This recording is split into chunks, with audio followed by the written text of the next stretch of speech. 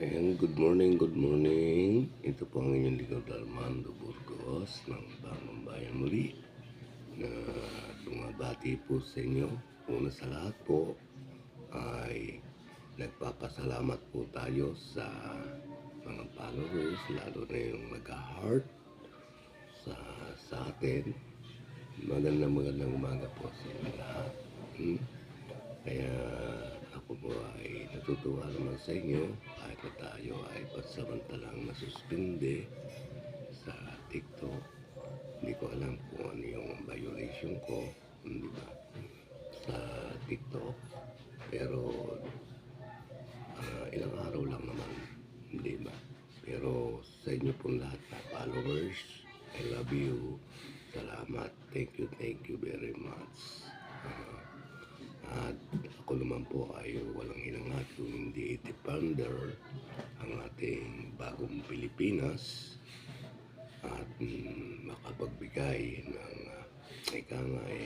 mga tagubilin o paalala. Bagamat siyempre hindi naman natin maiwasan na magkamali rin, di ba? Aminado naman tayo doon.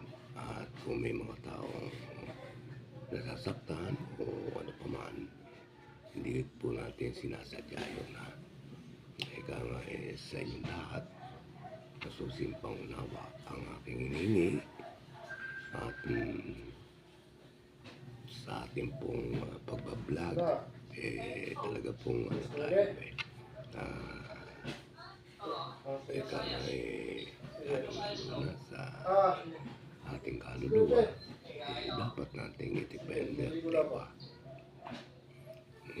Kaya pinapaliwanag po natin sa lahat ng mamamayan yun, lalo na po ang nakasalalay na kaluluwa ng tao, hindi lamang ang gobyerno ang ating dinedepender dito, lalo kung may kinalaman sa bawat isa, hindi ba? Maraming salamat po at huwag po kayong magsasawa. Tayo nyo, malapit na tayo. Magkita-kita muli.